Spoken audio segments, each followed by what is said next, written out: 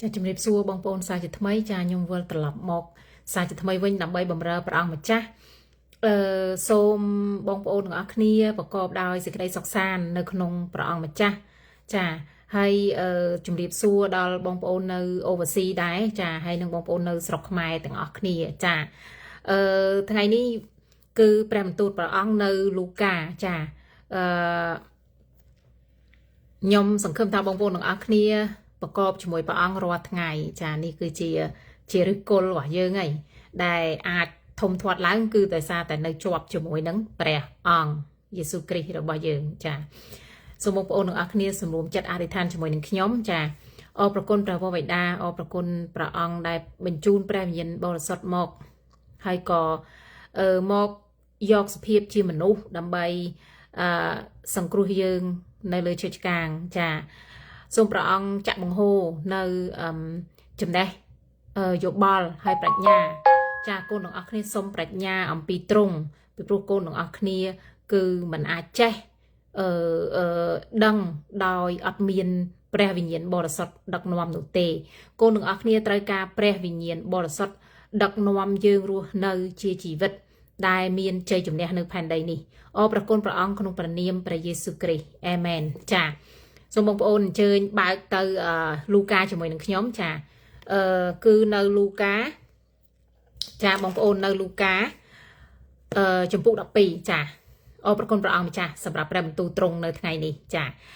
ការទ្រង់កំពុងតែមានបន្ទូលនោះមានមនុស្សប្រជុំគ្នាមីដេដាស់ស្ទើរតែនឹងជន់គ្នាទ្រង់ក៏ចាប់តាំងមានបន្ទូលនឹងពួកសិស្សជាមុនដំបូងថាចូលអ្នករាល់គ្នាប្រយ័ត្ននឹងដំបែពួកផារ៉ាស៊ីដែលជាសេចក្តីកំពុតចាអញ្ចឹងពាក្យថាកំពុតមួយមានន័យថាមានពុតមាយាចាសួរថាមានពុតមាយាយើងអាចមើលតែភ្នែកខាងក្រៅបានអត់បានទេចានឹងវាជារឿងនៅក្នុងចិត្តប៉ុន្តែព្រះអង្គឲ្យយើងប្រយ័ត្នណាចាព្រះអង្គប្រាប់ពួកសិស្សព្រះអង្គឲ្យប្រយ័ត្ននៅសម័យនោះព្រះអង្គក៏ប្រាប់យើងនៅសម័យនេះឲ្យប្រយ័ត្នដែរព្រោះព្រះបន្ទូលព្រះអង្គ relevant until now មានន័យថាព្រះបន្ទូលព្រះអង្គមានសុពលភាពរហូតជារៀងរហូតចាព្រះអង្គអត់មានព្រះបន្ទូលព្រះអង្គអត់មានចេះ out of date ទេអត់មានចេះ expire ទេចាព្រះបន្ទូលព្រះអង្គអត់ចេះ expire ទេព្រះបន្ទូលព្រះអង្គគឺមានអំណាចជារៀងរហូតទៅដល់អស់អ្នកណាដែលធ្វើតាមតែប៉ុណ្្នឹងឯងបើអត់ធ្វើតាមក៏អត់បានដែរចាហ្នឹងឯងតែអត់ធ្វើតាមអត់បានហើយនឹងជា common sense បងប្អូនចាអញ្ចឹងបើអ្នកណាឮព្រះបន្ទូលព្រះអង្គហើយពួកគាត់យកមកឆ្លុះបញ្ចាំងនៅក្នុងជីវិតគាត់ហើយគាត់ធ្វើតាមនោះគាត់នឹងបានទទួលលទ្ធផលនៅអ្វីដែលព្រះអង្គសន្យាចាអញ្ចឹងដូចគ្នានឹងឯងព្រះអង្គបង្រៀនព្រះបន្ទូលចានៅតាមមាត់សមុទ្រនៅតាមដងសមុទ្រព្រះអង្គមានមនុស្សដេដាស់មកស្ដាប់ព្រះអង្គចាព្រះអង្គក៏ចែកចាយព្រះបន្ទូលព្រះអង្គក៏បង្រៀនពួកសិស្សរបស់ព្រះអង្គក៏បង្រៀនពួកបណ្ដាជនក្នុងពេលតែមួយដែរចាអញ្ចឹងឯងអញ្ចឹងមនុស្សមួយដេដាស់មកក្បែរទ្រង់ហើយទ្រង់ក៏មានបន្ទូលថាអញ្ចេះប្រយ័ត្នតបាយរបស់ពួកផារ៉ាស៊ីចាប្រយ័ត្នតបាយរបស់ពួកផារ៉ាស៊ីយើងមានន័យថាម៉េចប្រយ័ត្នផ្នត់គំនិតរបស់អ្នកដតីដែលមិនមែនជាផ្នត់គំនិតត្រឹមត្រូវដោយព្រះជះឥទ្ធិពលទៅលើការគិតរបស់អ្នកជះឥទ្ធិពលទៅលើចក្ខុវិស័យរបស់អ្នកប្រយ័ត្នចាប្រយ័ត្នតែពេលដើរជាមួយគេយូរទៅចាគឺគេជះឥទ្ធិពលមកដល់ខ្លួនយើងដែលអត់ដឹងខ្លួនចាដែលអត់ដឹងខ្លួនទេចាដូចជាព្រះបន្ទូលមួយថាបើអ្នករាល់គ្នាដើរជាមួយមនុស្សឆ្លាតនោះនឹងឆ្លាតចាបើអ្នករាល់គ្នាដើរជាមួយចោរគឺចោរហើយចានឹងឯងសូម្បីតែពួកបងប្អូនដែលគាត់មិនជឿព្រះក៏គាត់ចេះបែងចែកកន្លែងហ្នឹងដែរប៉ុន្តែកន្លែងនេះវាជ្រៅជាងកន្លែងហ្នឹងទៀតចាវាជ្រៅជាងអ្វីដែលយើងមើលឃើញនឹងភ្នែកទៅទៀតចាគឺដំបែរបស់ពួកគេចាគឺជាសេចក្តីកំពុតអញ្ចឹងឯងគឺមានពុតមាយាអញ្ចឹងឯង100ចម្ពោះគឺមានល្បិចចង់និយាយថាចេះកំពុតគឺមានល្បិចចាអញ្ចឹងប្រយ័ត្នតបាយរបស់ពួកគេចាអញ្ចឹងប្រយ័ត្នការ lifestyle របស់ពួកគេការរស់នៅរបស់ពួកគេជះឥទ្ធិពលមកលើយើងចាអញ្ចឹងឯងហើយបងប្អូនប្រកាសជាសួរខ្ញុំថាអាពីនបើប្រយ័ត្នlifestyle របស់គេប្រយ័ត្នគំនិតរបស់គេជះឥទ្ធិពលមកលើយើងហើយចុះខ្ញុំមានញាតិសន្តានដែលអត់ជឿព្រះគិតថាម៉េចទៅ ចាមិនមានន័យថាយើងរត់ចេញពីពួកគាត់ទេគ្រាន់តែថាឲ្យយើងមិនទទួលនៅអ្វីដែលមិនបានស្របតាមបំណងបហាតីរបស់ព្រះអង្គចាខ្ញុំនិយាយសារថ្មីទៀតមិនមានន័យថាអត់ឲ្យយើងរាប់អានគាត់មិនមានន័យថាអត់ឲ្យយើងទៅតាក់ទងគាត់ទេគឺគ្រាន់តែថាយើងស្ដាប់ចោលទៅតែយើងកុំឲ្យអ្វីដែលមិនល្អហ្នឹងណាដែលមិនមែនជាបំណងចិត្តព្រះអង្គដែលមិនមែនជាព្រះបន្ទូលព្រះអង្គហ្នឹងមកប៉ះទង្គិចលើជីវិតយើងប្រចាំថ្ងៃដែលដើរជាមួយនឹងព្រះចាម្លេះសំមិនមែនព្រះអង្គហៅលោកមូសេឲ្យចេញពីវាំងចាបន្ទាប់ពី the event មួយដែលគាត់ស្លាប់តាហ៊ានអេស៊ីបញាត់ដីខ្សាច់ហើយគាត់ត្រូវរត់គេចចេញពីវាំងហ្នឹងដើម្បីទៅទីរហោស្ថានរៀនជាមួយព្រះអង្គព្រោះនៅទីរហោស្ថានអត់សូវមានមតិច្រើនពីមនុស្សហ្មានទេចាអត់សូវមានមនុស្សហ្មានឲ្យយោបល់គាត់ទេគឺមានតែព្រះនឹងគាត់នឹងព្រះចានឹងគេហៅថារដូវកាលនៃឆាកជីវិត the season of life ចាជីវិតរបស់យើងវាមាន season ចាដូច4រដូវអញ្ចឹងដែលខ្ញុំធ្លាប់ប្រាប់រដូវប្រាំងអញ្ចឹងទៅរដូវវស្សារដូវធ្លាក់ខ្យល់ខែកដឹករដូវភ្លៀងចារដូវវស្សានឹងរដូវភ្លៀងមានជីវិតពេលខ្លះវាបើកថ្ងៃអញ្ចឹងទៅជីវិតពេលខ្លះក៏អាប់អួរមិនបើកថ្ងៃអីអញ្ចឹងទៅចាអញ្ចឹងឯងអញ្ចឹងគឺត្រូវតែសម្លឹងទៅលើព្រះអង្គចាត្រូវតែសម្លឹងទៅលើព្រះអង្គហើយឲ្យភាពស្និទ្ធស្នាលរវាងព្រះអង្គនិងយើងនេះមកដឹកនាំយើងដើរតាមបំណងចិត្តត្រង់ចេះជាងដើរតាមបំណងចិត្តរបស់ខ្លួនឯងឬក៏ដើរតាមបំណងចិត្តរបស់ជននៅចិត្តខ្លួនឬក៏អ្នកដតីចាអញ្ចឹងឯងវាជាសង្គ្រាមនៃគំនិតណាបងប្អូនចាមនុស្សភាគច្រើនគេគិតថាបើឆ្លោះគ្នាវាយគ្នាតែខាងក្រៅនឹងឯងចាប៉ុន្តែសង្គ្រាមមួយទៀតដែលយើងមើលមិនឃើញគឺជាសង្គ្រាមតែនៅទីឋានដ៏ខ្ពស់នឹងដូចជានៅកូរិនថូសចាឬក៏អេភេសូរំលាយអស់ទាំងគំនិតដែលយើងរិះគិតហើយនាំគំនិតដែលយើងរិះគិតនេះឲ្យចុះចូលទៅតាមគំនិតរបស់ព្រះវិញ្ញាណបរិសុទ្ធចាចឹងឯងហើយវាជាដំណើរដ៏វែងអន្លាយឆ្ងាយអើយឆ្ងាយគ្មានទីបញ្ចប់ទេរហូតដល់យើងចេញពីរូបកាយនេះទើបចប់ចាអ្នកទាំងអស់គ្នាណា being a live learner whole life learner រៀនមួយជីវិតជាមួយព្រះអង្គចាបើបងប្អូនចង់បន្តដំណើរទៅមុខទៀតគឺបងប្អូនអត់អាចឈប់នៅត្រឹមទី1ទី2ទី3គឺបងប្អូនរៀនរហូតជាមួយនឹងព្រះអង្គម្ចាស់ចាអញ្ចឹងឯងហ្នឹងហើយខ្ញុំរៀនដែរខ្ញុំរៀនធ្វើម៉េចឲ្យមានតុល្យភាពក្នុងជីវិតខ្ញុំរៀនធ្វើម៉េចទទួលផ្នែកគំនិតពីព្រះអង្គទទួលគំនិតពីព្រះគ្រីស្ទយេស៊ូវចេះជាងទទួលគំនិតពីមនុស្សចាអញ្ចឹងឯងដែលព្រះអង្គហៅថាទុកព្រះអង្គជាទី1នោះណចាអញ្ចឹងកុំទទួលដំបែពីពួកផារ៉ាស៊ីចាកុំទទួលដំបែពីពួកផារ៉ាស៊ីជះឥទ្ធិពលលើផ្នែកគំនិតរបស់យើងចាអញ្ចឹងឯងចាដូច្នេះយើងទៅទៀតបងប្អូនចាគ្មានអ្វីក្របបាំងដែលមិនត្រូវបើកឲ្យឃើញឬអ្វីលាក់លៀមដែលមិនត្រូវបើកឲ្យស្គាល់នោះទេចាអញ្ចឹងវាអត់មានអីអាកំបាំងឯលើโลกនេះចាចំពោះព្រះអង្គណាអត់មានអីអាកំបាំងទេអ្វីគឺព្រះអង្គមើលឃើញធ្លុះចាដូចគេ X-ray នៅតាម airport ចឹងបងប្អូនគេមើលឃើញធ្លុះឆ្អឹងចនីបងប្អូនទៀតចាកាពះចាorgan ទាំងអស់នៅក្នុងរូបរាងកាយបងប្អូនគេមើលធ្លុះចាចំណែកព្រះអង្គមើលធ្លុះជាងនឹងទៀតមើលទៅដល់ចិត្តយើងមើលទៅដល់ជំរឿចិត្តយើងម្នាក់រៀងខ្លួនចាអញ្ចឹងអត់មានអ្វីត្រូវលាក់កំបាំងដែលមិនត្រូវបានបើកសម្ដែងនោះទេចាគ្រាន់តែថាមុននឹងក្រោយយូរនឹងឆាប់គួងតែបើកសម្ដែងទេចាអញ្ចឹងបើអ្នកណាធ្វើការអីលាក់កំបាំងដែលជាការដែលមិនគប្បីអីណាចាត្រូវការលឿនតួត្រូវទៅចំពោះព្រះអង្គណាចាសូមអញ្ជើញទៅចំពោះព្រះអង្គឲ្យហើយមុនពេលការនឹងវារីកធំហើយវាបើកសម្ដែងទៅជាទីសាធារណៈនោះគឺមានន័យថាកែតកូនចាហ្នឹងហើយអ្នកណាក៏ដឹងដែរត្រូវបើកសម្ដែងទៅទីសាធារណៈចាចឹងឯងអញ្ចឹងយើងដឹងអត់មានអីមួយដែលលាក់ចិត្តពីព្រះអង្គម្ចាស់ទេព្រោះព្រះអង្គម្ចាស់យើងជ្រាបគ្រប់ទាំងអស់ចាហ្នឹងព្រះអង្គម្ចាស់យើងជ្រាបគ្រប់ទាំងអស់ដូច្នេះគ្រប់ទាំងសេចក្តីដែលអ្នករាល់គ្នាបាននិយាយនៅក្នុងទីងងឹត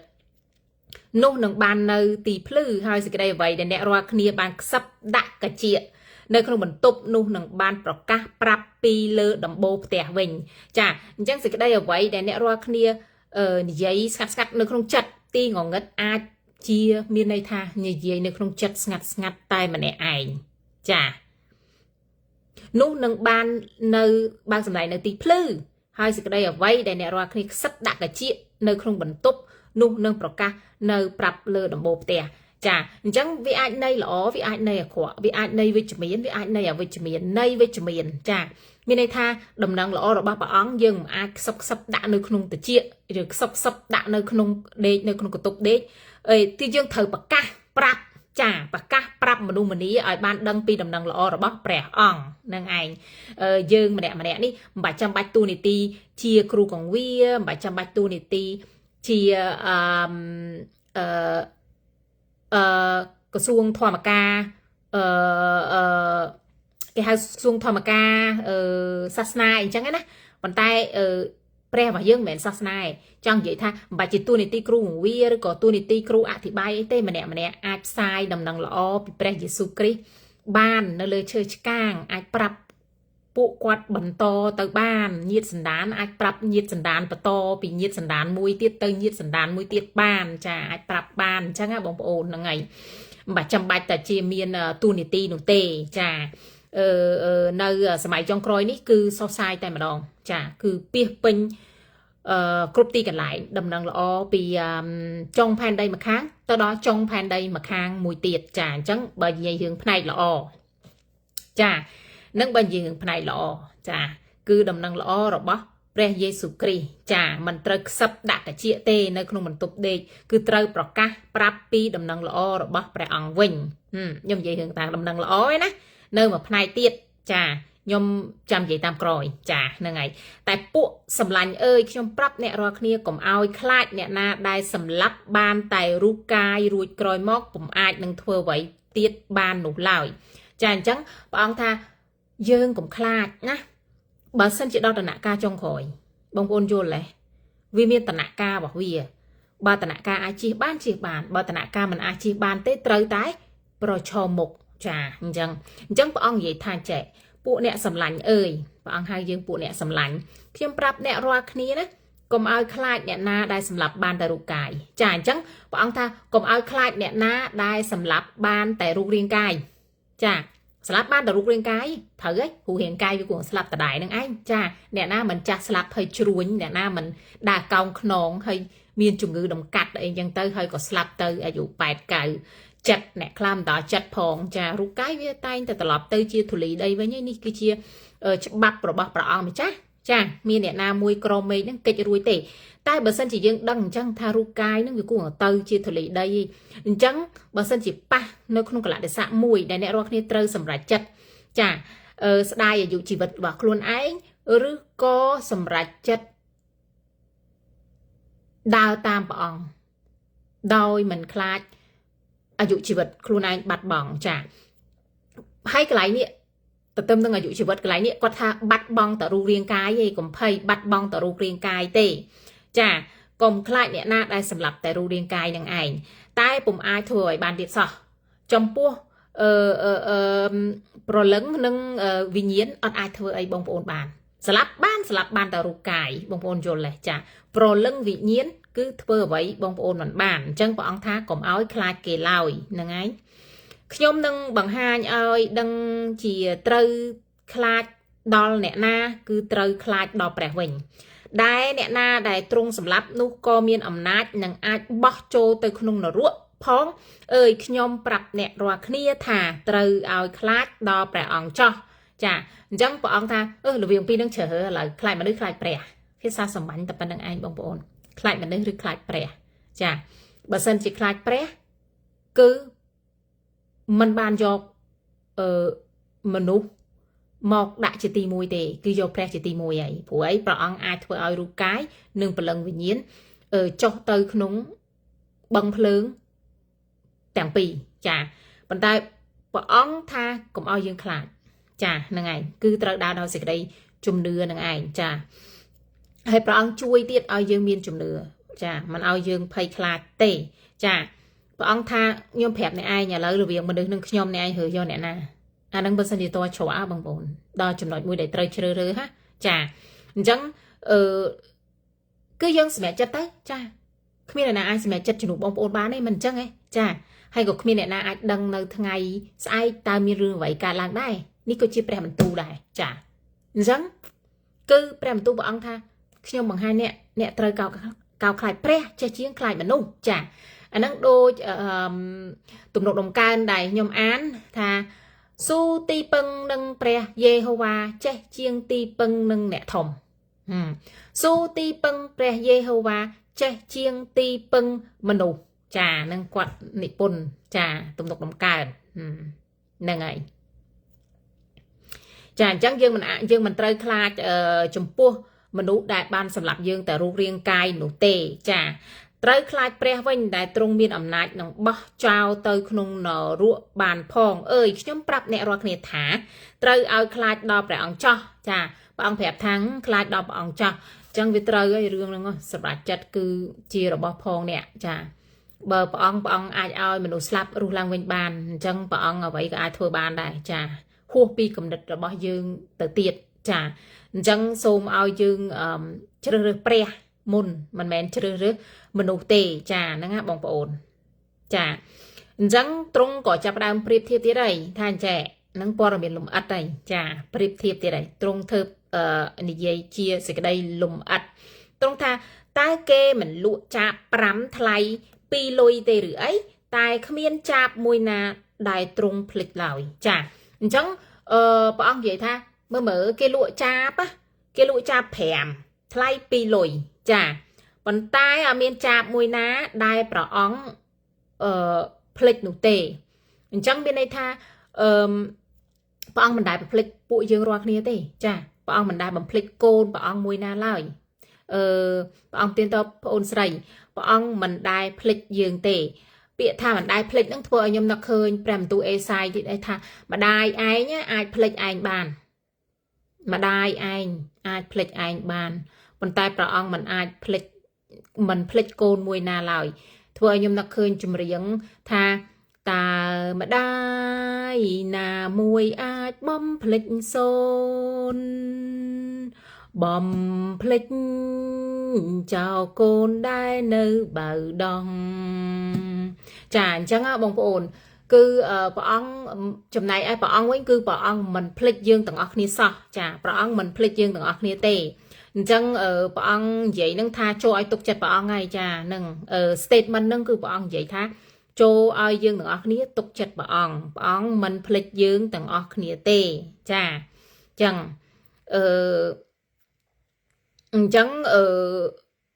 សូម្បីទាំងសក់ក្បាលរបស់អ្នករាល់គ្នាក៏បានរាប់ទាំងអស់ដែរចាសូម្បីតែសក់ក្បាលហ្នឹងក៏ព្រះអង្គរាប់សក់ក្បាលយើងបានទាំងអស់ដែរឥឡូវយើងបងប្អូនគិតមើលតើមាននរណាមួយចំណាយពេលវេលាមកជីវិតនេះអង្គុយរាប់សក់ក្បាលចាសក់ក្បាលវាមានជ្រុះហើយវាមានដុះមកវិញចាប៉ុន្តែព្រះអង្គថាព្រះអង្គអាចរាប់សក់ក្បាលបានណាអញ្ចឹងមានន័យថាបើជាការនិយាយឲ្យចំន័យដែលព្រះអង្គចង់និយាយថាព័ត៌មានលម្អិតនៅក្នុងជីវិតយើងគឺព្រះអង្គដឹងទាំងអស់ចាមិនមានន័យថារាប់សក់ក្បាលនឹងទេមានន័យថាគ្រប់ព័ត៌មានលម្អិតទាំងអស់គឺទ្រង់ដឹងទាំងអស់ចាទ្រង់ដឹងពីឆាកជីវិតរបស់យើងនឹងដំណើរបន្តទៅមុខទៀតទ្រង់ដឹងពីកំហុសរបស់យើងនៅអនាគតកាលអញ្ចឹងហើយបានបងប្អូនគ្រប់គ្នានៅពេលដែលគាត់ដើរចំពប់ជើងឌូចាគាត់តែងតែថាគាត់ surprise ខ្លួនគាត់ចាគាត់ភ្ញាក់ផ្អើលខ្លួនគាត់ថាគាត់មិនសមទៅដល់ថ្នាក់នឹងសោះគាត់មិនសមចាញ់សេចក្តីល្បងសោះគាត់មិនសមធ្វើអញ្ចេះសោះគាត់មិនសមចំពប់ជើងអញ្ចេះសោះគាត់មិនសមកុហកគេសោះសេចក្តីល្បងនៅក្នុងរូបសាច់វាតែងតែមានចានឹងឯងអញ្ចឹងព្រះអង្គដឹងហើយចាព្រះអង្គមិនភ្ញាក់ផ្អើលទេដែលរើសយើងមកក្នុងទំនាក់ទំនងព្រះអង្គដឹងថាយើងនឹងទៅធ្វើស្អីហើយចាហើយព្រះអង្គដឹងថាយើងនឹងសម្រេចចិត្តត្រូវថ្ងៃនេះឬក៏សម្រេចចិត្តខុសគឺព្រះអង្គដឹងទាំងអស់នឹងឯង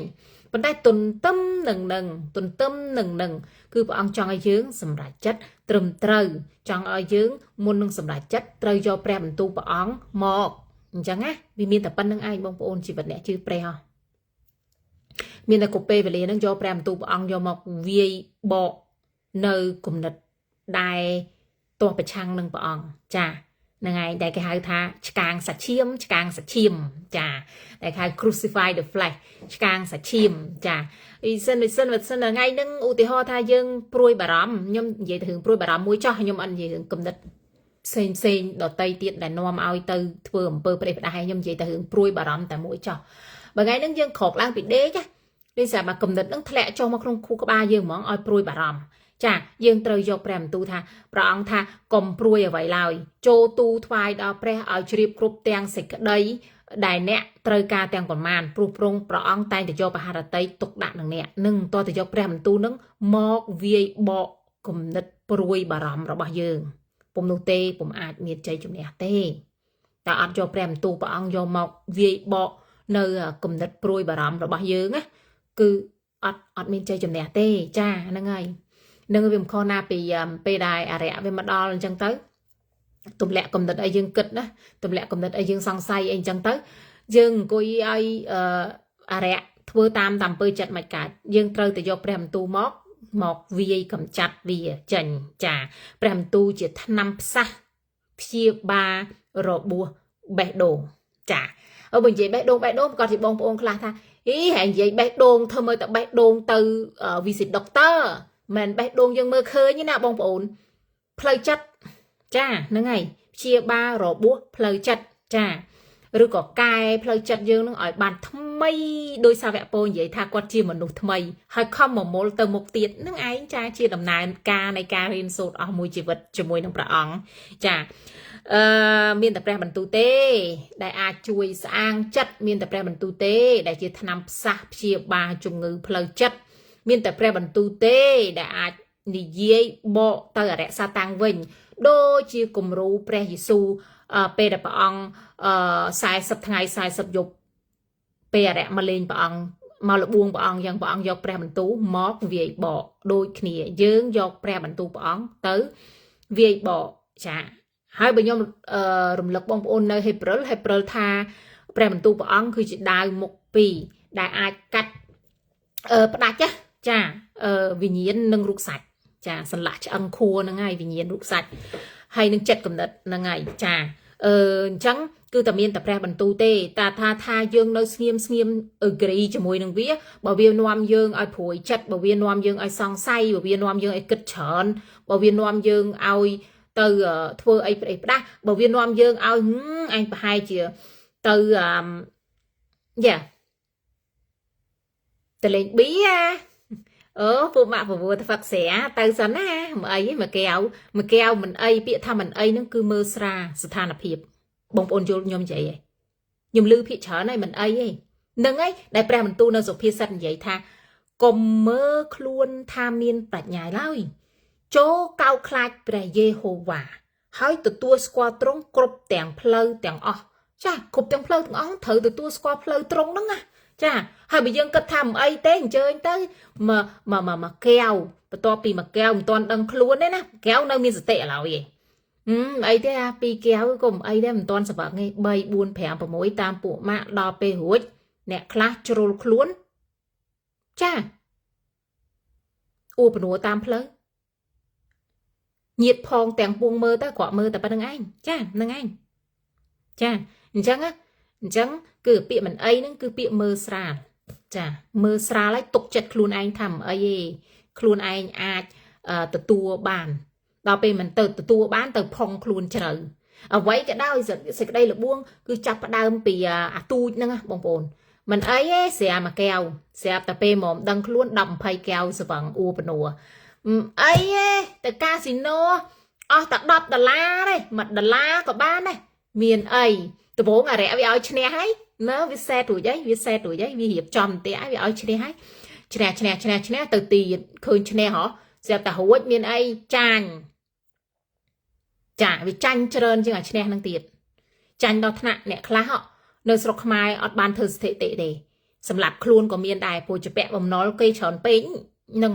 ហើយមានបញ្ហានៅក្នុងក្រុមគ្រួសារទៀតដោយសារតែប្តីឬក៏ប្រពន្ធលេងល្បែងចាលោតពីកាស៊ីណូមកក៏មានដែរហើយយើងអត់ដឹងលៀងសារព័ត៌មានទៅយើងអត់ដឹងយើងចេះជឿតាមគេទៅប៉ុន្តែមិនដឹងថាគេមានវិបត្តិស្អីខ្លះទេ ចាអញ្ចឹងហ្នឹងអារៈវាមកតែលួចនឹងបំផ្លាញតែប៉ុណ្្នឹងឯងអញ្ចឹងហើយបានជាគ្រីស្ទៀនត្រូវស្ពាយកភ្លើងរហូតស្ពាយដាវមុខពីរនឹងរហូតគឺដាវនឹងជាព្រះបន្ទូលព្រះអង្គថាចូលចរិតបណ្ដាំអញទុកនៅក្នុងដួងចិត្តឯងចាដើម្បីអីដើម្បីឲ្យដើរទៅណាចងចាំលោកអាណាប្រព្រោះទៅលេងកាស៊ីណូប្រព្រោះទៅលេងបៀប្រព្រោះទៅផឹកស្រាប្រព្រោះទៅអីផ្ដេសផ្ដាស់ដែលជាកិច្ចការសាច់ឈាមនៅកាឡាទីនោះយើងត្រូវតែយកដាវព្រះអង្គមកដាក់ដើម្បីកាប់សម្លាប់និស័យសាច់ឈាមចោលចាដើម្បីឲ្យយើងឈ្នះសេចក្តីល្បួង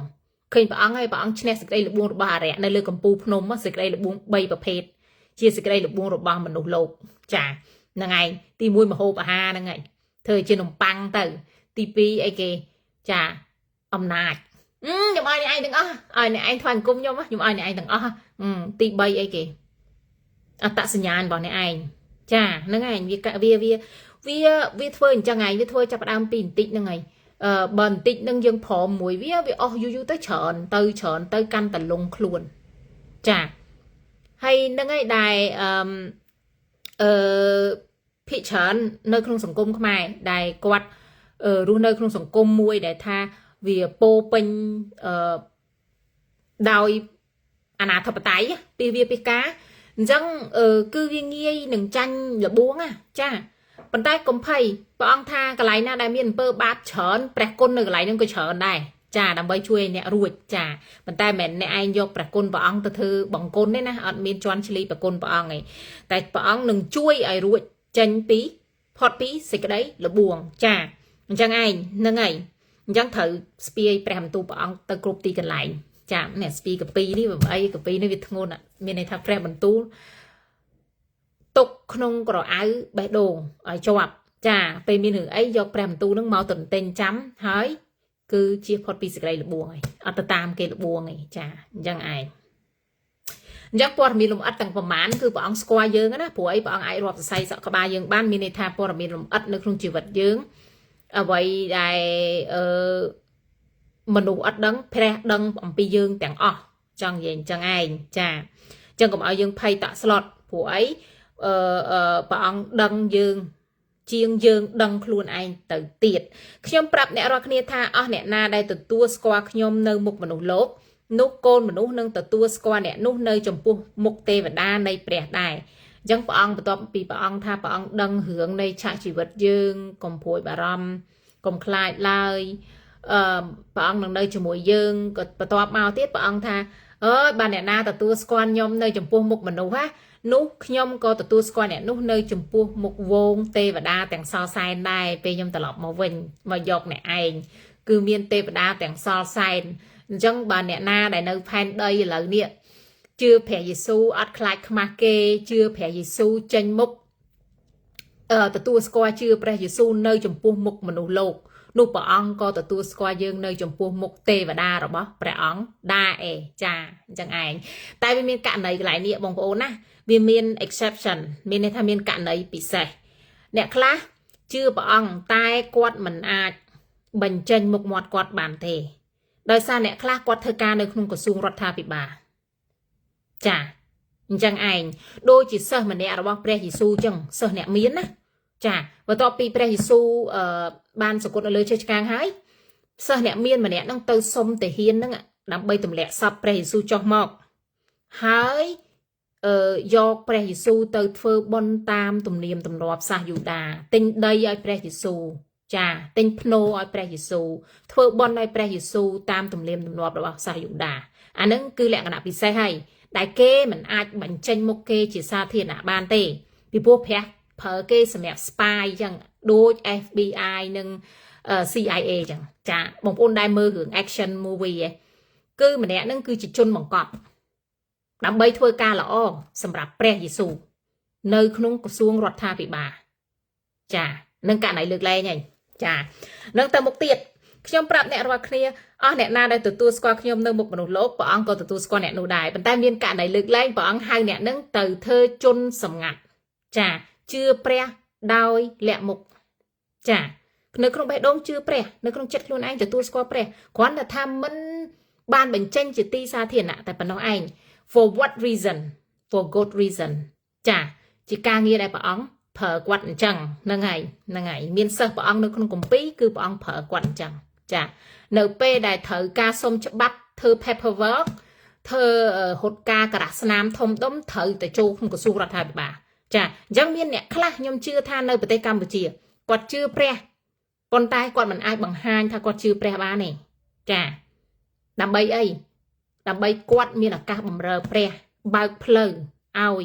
ដំណឹងល្អទូលំទូលាយចាអញ្ចឹងឯងម្នាក់សើមាន assignment ពីព្រះអង្គមានទូនាទីខុសៗគ្នាពីព្រះអង្គហើយ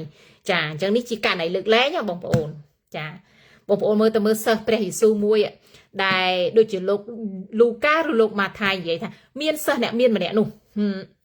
យកសពព្រះយេស៊ូវទៅធ្វើបន់សុំច្បាប់ពីពួកទាហានរ៉ូមឃើញទេព្រះអង្គឆ្លាតអស់តោះហ្មងព្រះអង្គឆ្លាតអស់ចាព្រះអង្គរៀបចំកាឡាអស់ហើយចាតែអ្នកណាដែលមិនទទួលព្រមទទួលស្គាល់ខ្ញុំនៅមុខនៅលោកនោះព្រះអង្គក៏មិនទទួលស្គាល់នៅមុខទេវតាដែរឯអស់អ្នកណាដែលពោពាក្យទាស់នឹងកូនមនុស្សនោះនឹងអត់ទោសឲ្យបានតែអ្នកណាដែលប្រមាថដល់ព្រះវិញ្ញាណបរិសុទ្ធវិញនោះអត់ទោសមិនបានឡើយចាអញ្ចឹងបើសិនជាអ្នកណាដែលគាត់ប្រមាថមើលងាយយើងណាអានោះវាជារឿងធម្មតាទេវាជារឿងសាមញ្ញនៅក្នុងសង្គមហើយបងប្អូនលឺឲ្យពាក្យមាក់ងាយពាក្យប្រមាថពាក្យថ្មេះទេសដៀអីច្រើនទាំងពួងចាស្ដាប់រួចយកបោះចោលធុងសម្រាមស្ដាប់រួចយកបោះចោលធុងសម្រាមចាវាអត់មាន helpful វាអត់មានជួយអីដល់ផ្លូវចិត្តបងប្អូននេះស្ដាប់រួចបោះចោលធុងសម្រាមចាប៉ុន្តែបើសិនជាអ្នកណាមើងងាយព្រះវិញ្ញាណបរិសុទ្ធពុំអាចលើកលែងបានឡើយទាំងនាលោកីនេះបច្ចុប្បន្ននេះនឹងទៅបរលោកខាងមុខទៀតមានទៅអនាគតទៀតក៏ពុំអាចនឹងលើកលែងឲ្យដែរព្រោះមើងងាយព្រះចានឹងឯងការគេបណ្ដាអ្នករាល់គ្នាទៅមុខពួកជំនុំគេឬចំពោះចៅក្រមឬពួកនិមឺននោះកុំឲ្យបារម្ភព្រួយពីបែបយ៉ាងណាឬពាក្យអ្វីដែលនឹងត្រូវឆ្លើយដោះសារឬនិយាយនោះឡើយបិទគឺព្រះវិញ្ញាណបរិសុទ្ធទ្រង់នឹងបង្រៀនសេចក្តីដែលអ្នករាល់គ្នាត្រូវនិយាយនៅវេលានោះឯងអញ្ចឹងព្រះអង្គចង់និយាយចេះបើសិនជាថ្ងៃនោះមកដល់មែនណាចាបើសិនជាអ្នករាល់គ្នាអាចជួបប្រទេសចានឹងជួបប្រទេសហើយជួបប្រទេសត្រូវតែប្រឈមមុខណាចាជាមួយនឹងអ្នកដែលមិនជឿព្រះហើយគេចាប់អ្នកឯងអីអញ្ចឹងគេបណ្ដើនេះពាក្យថាគេបណ្ដើអ្នករាល់គ្នាទៅពួកមុខជំនុំទៅពួកចៅក្រមពួកនិមឺនមន្ត្រីនោះកុំព្រួយចិត្តណាថាអ្នកត្រូវនិយាយពីអីដោះសារពីអីចំពោះគេគឺព្រះអង្គនឹងបញ្ជូនពាក្យមកក្នុងមាត់អ្នកឯងនៅក្នុងពេលនោះឯងចាមិនបញ្ជូនមកមុនមិនបញ្ជូនមកក្រោយ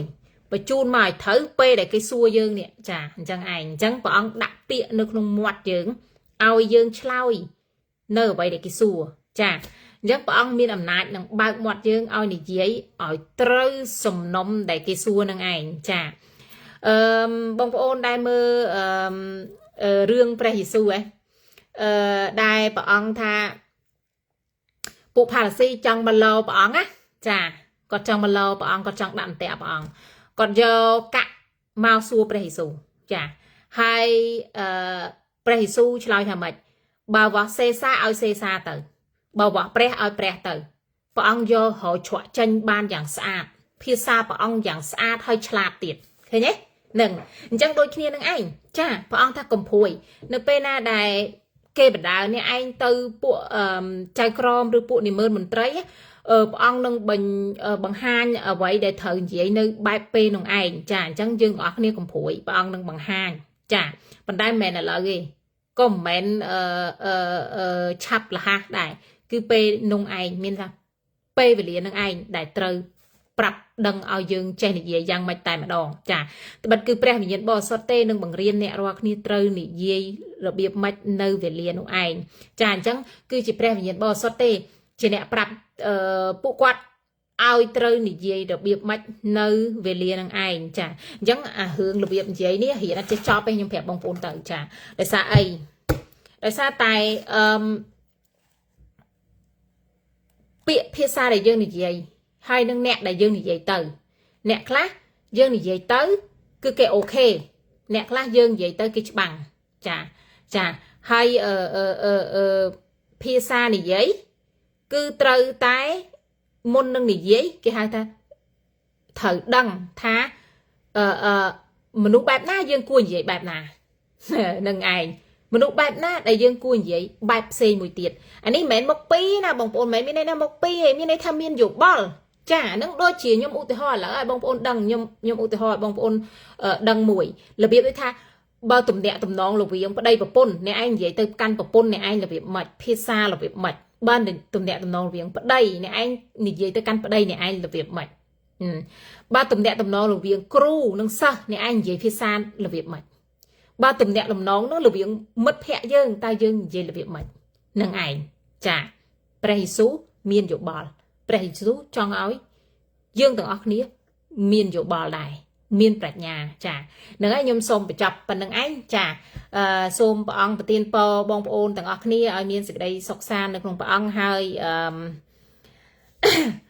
ចាហើយឲ្យដឹងថាយើងជាមនុស្សដែលមានលក្ខណៈសម្បត្តិប្លែកគ្នាអញ្ចឹងនៅពេលដែលរួមគ្នាតែមួយពេលដែលព្រះអង្គហៅពីគ្រប់ទិសទីមករួមគ្នាតែមួយយើងត្រូវតែយកព្រះអង្គជាកតាយើងត្រូវតែយកព្រះអង្គជាប្រសេរសាយើងបើពុំនោះទេរូបកាយនឹងវាច្បាំងគ្នាចាហ្នឹងឯងយើងត្រូវគិតថាពេលខ្លះធ្វើចាញ់ទៅដើម្បីអីដើម្បីឈ្នះពេលក្រោយព្រះយេស៊ូវធ្វើចាញ់មើលឃើញព្រះអង្គធ្វើចាញ់ដើម្បីឈ្នះបងប្អូនទៅមើលព្រះយេស៊ូវសុខចិត្តទៅឈើឆ្កាងឲ្យគេវាយហ្នឹងហើយគិតតែប៉ុណ្្នឹងទៅបងប្អូនមានយោបល់ហើយពេលខ្លះធ្វើចាញ់ដើម្បីឈ្នះថ្ងៃក្រោយទៀតថ្ងៃក្រោយមានទៀតមានថា tomorrow will come ចាពេលខ្លះត្រូវប្រឈមមុខក៏និយាយមួយម៉ាត់ពីរម៉ាត់អញ្ចឹងទៅឲ្យដឹងខ្លួនចាពេលខ្លះមិនត្រូវប្រើពាក្យសម្ដីខ្លាំងទេបើខ្លាំងទៅវាខ្លោចចាពេលខ្លះត្រូវប្រើពាក្យដែលសុភាសិតមួយនិយាយថាសុភាសិតចំពុក5ខ1ដែលនិយាយថាពាក្យសម្ដីទន់ភ្លន់នឹងអាចរំងាប់កំហឹងបានបងប្អូនឃើញវាអាស្រ័យព្រះបន្ទូលព្រះអង្គមុខពីរអញ្ចឹងវាអាស្រ័យទៅលើកលៈទេសៈណាដែលអ្នកឯងប្រើយ៉ាងម៉េចឲ្យត្រូវចាហើយព្រះបន្ទូលព្រះអង្គធំទលំទលាយមានបណ្ដោយទន្ទឹងខ្ញុំអង្គុយសញ្ជឹងគិតខ្ញុំ having a cup of coffee ខ្ញុំអង្គុយសញ្ជឹងគិតព្រះបន្ទូលព្រះអង្គចេះតែបង្ហូរមកខ្ញុំហីព្រោះឯងខ្ញុំសុំព្រះអង្គឲ្យមានយោបល់ហើយមានប្រាជ្ញាហើយមានគំនិតវាងវៃចាចេះតែបង្ហូរមកខ្ញុំហីជួនកាលបង្ហូរខ្ញុំចាប់អត់តាន់ដោយសារអីដោយសារ capacity ខ្ញុំជាមនុស្សចាអញ្ចឹងខ្ញុំត្រូវតែយកប៊ិចមកកត់ bullet point បងប្អូនយល់អាកត់ bullet point ហ៎មានន័យថាកត់ keyword កត់តែ keyword ទេកុំកត់ជាមក clear បើកត់មក clear ព្រះអង្គនិយាយមកខ្ញុំកត់អត់តាន់ទេគឺកត់តែ keyword ហ្នឹងព្រះអង្គចង់និយាយអី keyword ហ្នឹងយើងដាក់មក bullet point ហ្នឹងហើយនេះចុះក្រោមមកហ្នឹងហើយកត់តែអញ្ចឹងចាគ្រីស្ទៀនទូទាំងពិភពលោកមិនថានរណាក៏ដោយបញ្ហាដែលត្រូវកែគឺផ្លូវចិត្តវិញ្ញាណរួចរាល់ហើយវិញ្ញាណដឹងឲ្យបានទៅឋានសួគ៌ហើយព្រោះគាត់ជឿព្រះហើយផ្លូវចិត្តផ្លូវគំនិតផ្លូវចិត្តផ្លូវគំនិតផ្លូវចិត្តផ្លូវគំនិតកន្លែងហ្នឹងជាកន្លែងដែលយើងរៀនអស់មួយជីវិតជាមួយព្រះអង្គត្រូវការព្រះបន្ទូលព្រះអង្គជារៀងរាល់ថ្ងៃចាហ្នឹងហើយសូមព្រះអង្គទានពរដល់បងប្អូនទាំងអស់គ្នា have a good day ហើយសូមឲ្យបងប្អូនខ្ញុំប្រាថ្នាចង់ឲ្យបងប្អូនមានសុខភាពល្អនេះគឺជារូបកាយចាមានសុខភាពផ្លូវចិត្តល្អនេះគឺជាស្រទាប់ប្រលឹងចាចំណែកឯវិញ្ញាណបងប្អូននឹងបានទៅឋានសួគ៌ហើយចាអូខេហ្នឹងហើយសូមឲ្យ3នឹងដើរទន្ទឹមគ្នាចាខ្ញុំប្រាថ្នាចង់ឲ្យបងប្អូនទាំងរូបកាយទាំងព្រលឹងវិញ្ញាណដើរទន្ទឹមគ្នាចាហើយឲ្យមានតុល្យភាពរវាងជំនឿជឿព្រះនិងការរស់នៅ secular និងការរស់នៅក្នុងសង្គមចាបើសិនយើងអត់មានតុល្យភាពអត់មានលំនឹងទេគេហៅ well balance បើអត់មាន balance វាផ្អៀងចំហៀងចេះអាកន្លែងផ្អៀងចំហៀងហ្នឹងហើយមានបញ្ហាចាអញ្ចឹងបងប្អូនឆែកមើលជីវិតខ្លួនឯងទៅចាកន្លែងណាដែលមានបញ្ហាគឺកែស្ងាត់ជាមួយព្រះអង្គទៅចាហើយមិនមែនកែមកប្រភេទភ្នែកទេបងប្អូនត្រូវដឹងហើយត្រូវប្រើពេលវេលាយូរណាស់ដើម្បីកែខៃគំនិតមួយដែលធ្លាប់គិតដែលធ្លាប់អរិយធ្លាប់កុហកឲ្យប្រែคลายទៅជាស្គាល់សេចក្តីពិតនឹងរំដោះអ្នកឲ្យរួចចាអញ្ចឹងឯងអញ្ចឹងសូម្បីរឿងខ្ញុំរាល់ថ្ងៃនេះដូចមិនសឹមអញ្ចឹងខ្ញុំថាcheck me កន្លែង area ណាដែលខ្ញុំ unbalance អញ្ចឹងខ្ញុំកែចាកន្លែង area ណាដែលខ្ញុំ unbalance ហើយ nhom sọc slide bà nhom về lỡ bông ôn từ tuột ban này bần tái nhom ati than thao bông ôn miên dụ bò chà cùng out of balance ta out of balance cho vậy chà thưa ca bầm rờ pre bần tay trâu miên pe về lý cho môi đồng krom cruza chà you don't spend time with your family will be consequences you pay for it cannot avoid it this is the natural law of God chỉ bắp rồi bà ông chà nè rock này cho cái thời chẳng mất đã nè rock này thơ đã kê chẳng đây bên nè rock này cho cái thở quả đã nè rock này chẳng nè rock này thở quả đã kê tắc chăm mơ mơ bắp bà ông thì tao lọt mau bên trẻ bắp bà ông này cái chi tùm đi rồi phụ hào ra bông bồn ăn sập hơi của bông bồn đằng này nó cũng bị mà thải chà đôi kia bà bông bồn trong miên sau của phiệp lõ chẳng bông bồn thơ mạch chà bông bồn đằng này bản giấy đây hưởng hụt sạch nè ngờ bờ lưng tự nhiên bà bông bồn trong ban oi chất bông bồn rít ấy nó bông bồn thơ mạch chà chẳng ai chà hai công giấy tha nhưng mà ban đây mà tất chà hay nhưng mà than tới á cứ bọn chui nhom oi get up feeling good art tê bọn admin băng nừng bắp thòm chiết bảo bọn tê chân mình men chứ bọn tê chà bà nè thơ ấy ban nừng chà chẳng phía chớ nó bây để quát chưa phè từ bông quát toàn miên chừng này đang vào bọn á yên chạy thôi đó hạ plek con trai plek bài tắc plek ấy đó trong mình chop bạn quát đang thà oh I pay the price you pay the price thơ ấy ban nâng chà nâng anh hay bọn anh mình mê check von chụp ấy nè anh mình chụp anh này anh thế chà nâng anh cái này thời diễn cứ cái này nâng anh chất cùng nật chà nhầm tụcเลยcoi tiệt chà lầnนี้ส้มบองบองของอันนี้อาจจะทานจมูกหนึ่งชั่วโมงแพลตดำใบบรรจบหัวnhầmดอเปได้ถือจอบไปจ้ะประวัติดาได้กุ้งเนื้อทานซูอประคนประอังสำหรับ แปรมตูรัวแปรมตูได้ละออาจารย์แปรมตูได้ดอยื่นไงรวยจันปีสิกได้ปิดแปรบรรตูได้ดอเลี้ยงคัดกลมตัดว่ายื่นคลายจะจีมนุษย์ทำไมมันเนี่ยได้ประอังดักนวมให้ได้ประอังสับหาไตส้มเอายื่นต่างอักนี้บานบันทิบหนึ่งตัวเรียนในจุดไหนดังระบบประอังดำใบเอามนุษย์ปลอลึงยื่นโจจีมวยนึงมนุษย์วิญญาณจีมนุษย์ในสิกได้จุดเนื้อให้อาบานดาสรบตามบนนองจัดระบบประอังประคนประอังสำหรับแรงบรรทุกไทยนี้ขนมปนเนียมพระเยซูคริสต์เอเมนจุมเรียบเรียบบางปอนกดบาย